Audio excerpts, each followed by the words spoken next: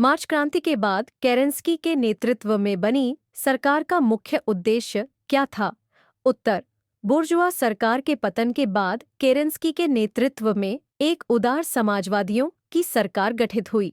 इस सरकार की स्थापना का मूल उद्देश्य मित्र राष्ट्रों से सहयोग, निजी संपत्ति के अधिकार की रक्षा, संविधान सभा द्वारा भूमि समस्या का निदान, अधिकृत भूमि के लिए मुआवजा, सभा निर्वाचित संविधान सभा द्वारा शासन में परिवर्तन लाना था, किंतु उसने ऐसा नहीं किया।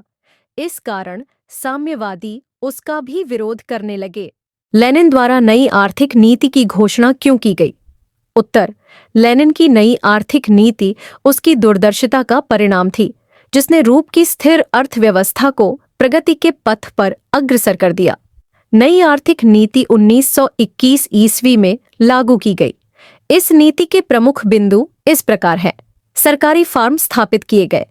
इन फॉर्मों में कृषि संबंधी अनुसंधान कार्य, रिसर्च तथा नए नए प्रयोग किए जाने लगे।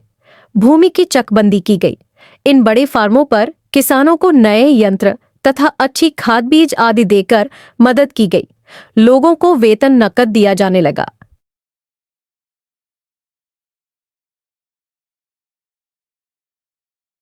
रॉलेट एक्ट से आप क्या समझते हैं?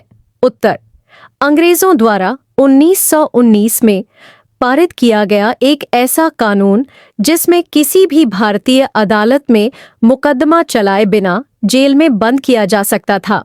फैक्ट्री प्रणाली के विकास के किन्हीं दो कारणों को बताइए। उत्तर: फैक्ट्री प्रणाली के विकास के दो कारण निम्नलिखित थे। पहला, मशीनों एवं नए नए यंत्रों का आविष्कार।